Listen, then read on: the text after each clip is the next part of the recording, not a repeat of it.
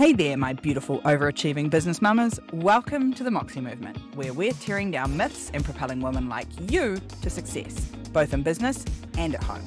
I'm Sarah Greener, your guide on this journey, because I've walked this tightrope too. And together, we're here to help redefine what success looks like.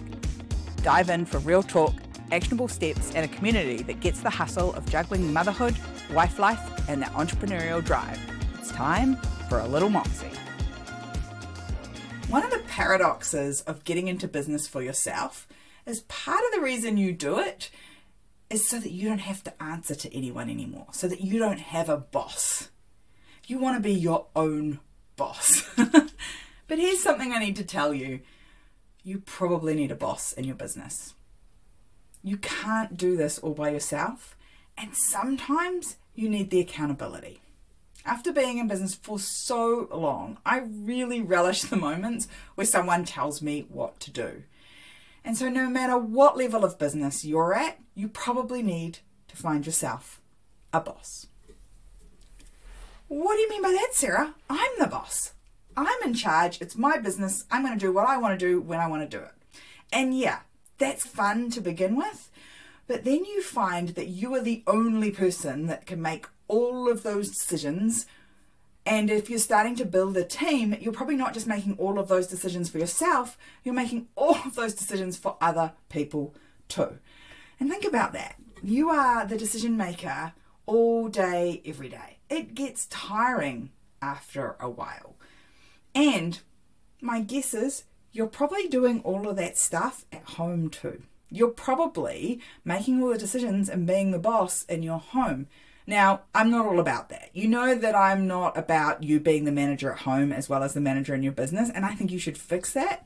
But when you start to have a look at how much thinking you're having to do and how much decisions you're having to make every day, it's probably why you're so friggin' exhausted. And I used to think it was ridiculous because I would go all day, I would do all the things, make all the decisions, I'd be changing up products and doing new marketing. I'd be talking about who we were going to hire and how we were going to hire, and I'd do that all day.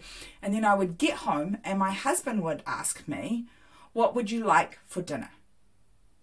So let's be really clear about this. I wasn't being asked to cook dinner. I wasn't being asked, could I get up and help him cook dinner? I was being asked, what would I like for dinner? And that argument ensued over and over again because I just didn't have anything left to make another freaking decision. And I was so tired and it hurt my brain. And because I was tired, I wasn't good at emotionally regulating. And so Johnny used to get it, really get it. And it was so unfair. And I did it over and over again. I couldn't understand why I kept doing it until I learned about a thing called decision-making fatigue. What is decision-making fatigue, I hear you ask? It's what happens when you make so many decisions that your brain defaults to the easy decision or the decision with the least number of consequences. They've studied it pretty extensively. One of the biggest studies they did was on parole boards. If you ever find yourself up in front of a parole board, you want to be the first person that comes up in the morning. If you're the first person that comes up in the morning, I think the stats said something like you have a 70% chance of going out on parole. After that, your chances are pretty close to none. And it's not because the parole board are being mean. It's not because the parole board are being lazy. It's just because there is a whole lot of factors to consider when you're letting someone out on parole. And the riskiest part of that is that they will be out in general population, out with everyone else. Risky option is obvious, to send them back into jail. And the first person that comes up, obviously, they look at all the evidence, they consider all the options, and they make a decision based on that. And so when they are not tired, when the part of their brain that makes decisions is not tired, they're far more likely to be able to make the decision based on the evidence in front of them to let the person out. After that, it just goes down from there. And because it becomes a risky decision to put them out, the safest, easiest option is to keep people inside. And you do that in your business too. You make the easy decision, not the right decision. You won't stop making decisions. You'll just make an easy decision. It's also the part of the brain that is connected up to the willpower. If you find at night, you get home after making all of these decisions in your business, and you get home and you just can't stop at one chocolate biscuit or one chunk of chocolate, it's probably the fact that you're making way too many decisions every day and you need to reduce them. And having a boss really helps with that. When you were at a job and somebody told you what to do, it reduced the number of decisions you had to make, and so it made things easier. Now, when you're in your own business, you're the boss. You have to make the decisions. And so you need to think about how can you do that in a creative way. So one of the things I do is I look for other places in my life where I can get a boss, where I don't have to think and I can just go and do what I've been told. One of those things that I struggled with for a long time was exercise, looking after myself physically.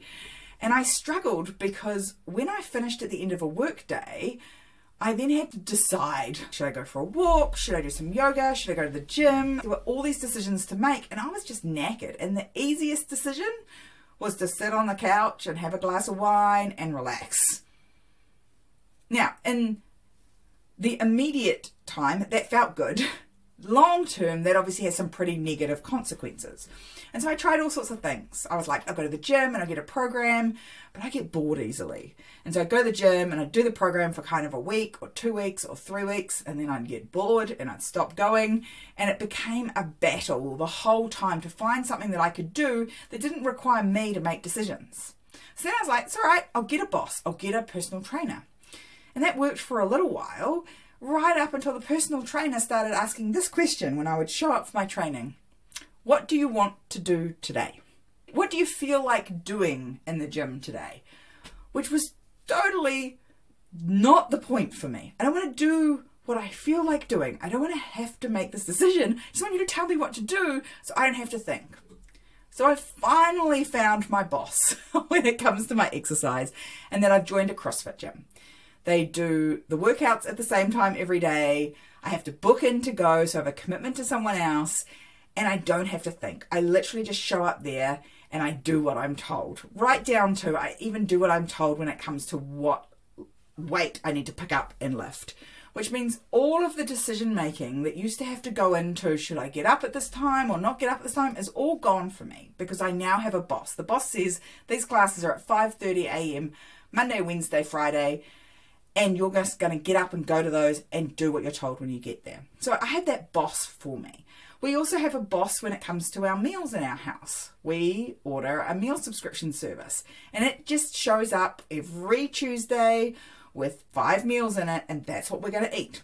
We're going to eat one of those 5. So the only choice is which one of those 5 are you going to eat. And as a general rule, we just put them in order of what are the use by dates on the meat. So someone else is making the decision for us, and it's easy. And you can do the same thing in your business. Who can tell you what to do inside your business? So one of the things I dislike the most, although I'm getting much better at it, I am getting better with it with age, maybe, or practice, I'm not sure which, but I am getting better at it, is putting my face on videos and photos and putting them out on the internet. I find it so freaking hard. It's something that I will procrastinate on as long as possible. So I leave things to the last minute. And then I found Kirsty. And Kirsty takes my photos and she makes my videos for my social media. And the reason it works is I don't have to think. So Kirsty knows what I talk about and my messaging and how I speak pretty well. And so she can come round to my house with a big long list of things that she wants to film this time round. We spend a day chatting and filming those videos, and then they get done. And I don't have to think, I just do what I'm told, and it takes the pressure off. When I say I procrastinate about this, is that Kirsty's actually sitting with me while we record this podcast because I procrastinated on it. And she was like, I'll come round and sit and do my work while you do your work. And that's what it is to have a boss. I can't hold myself accountable to do those things because they're not things that I genuinely love to do.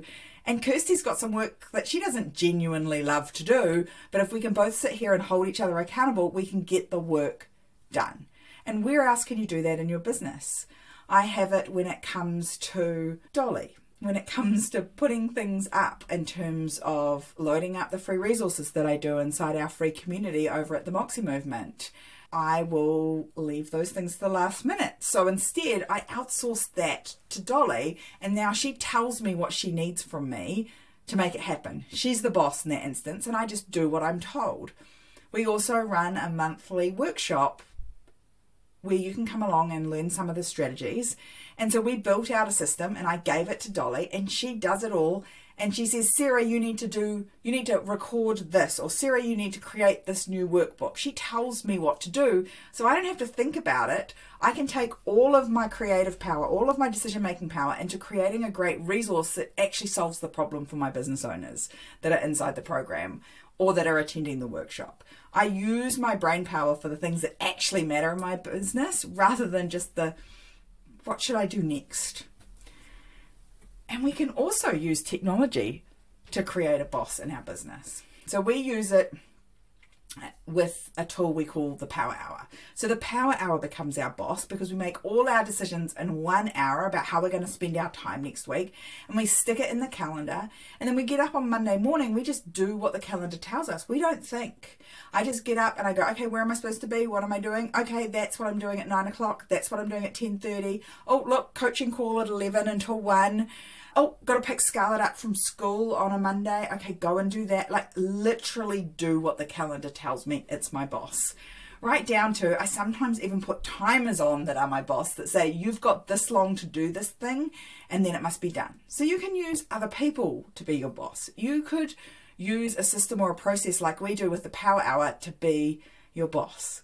And lastly, you could get some accountability. And you can either find yourself an accountability buddy, or you can find yourself in a community, a coach, a mentor, a person that will hold you to account, that will say, hey, you said you were going to do this, where is it?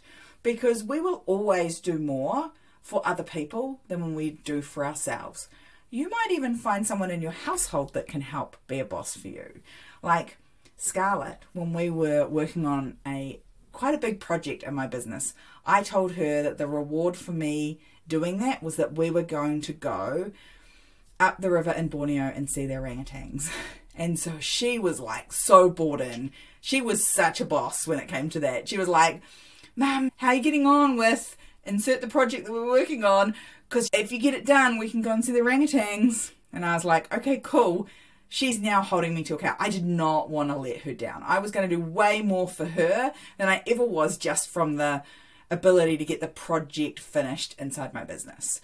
I wanted to kick off a financial goal inside my business not long ago. And so we set the target of going to dive with sharks in Hawaii.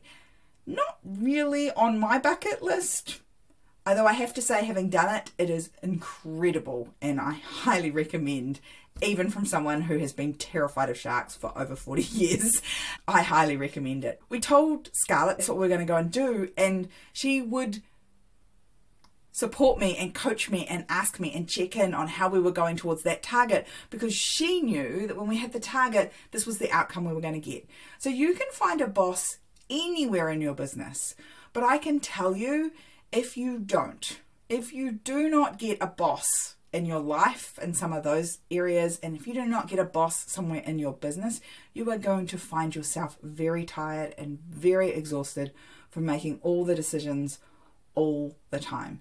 Decision-making fatigue is a real thing, and as a woman who's probably running most of the home and doing most of the mother load in terms of the parenting, we need to really think about how can we reduce that brain fatigue so that we can start to dive into our brains and use them at a really high level to create an amazing legacy for ourselves and the people that we love. And you can't do that if your brain's tired. Go get yourself a boss. I know you thought you were going to escape one, but I promise you it'll make things better. Because otherwise, you're just going to spend an awful lot of time working for the world's worst boss. And yes, I do mean you, because I've been there too. Getting a boss is absolutely one of the key things you need to do if you want to become one of the glorious exceptions. I'm sharing this secret with you so you can, because I want you and all of your business buddies to come through that door and be the glorious exceptions to those statistics. I don't want you working all the hours. I want you to have your time back and your weekends and your evenings, and maybe even an extra day back to yourself so that you can hang out with the people you love and do the things you love.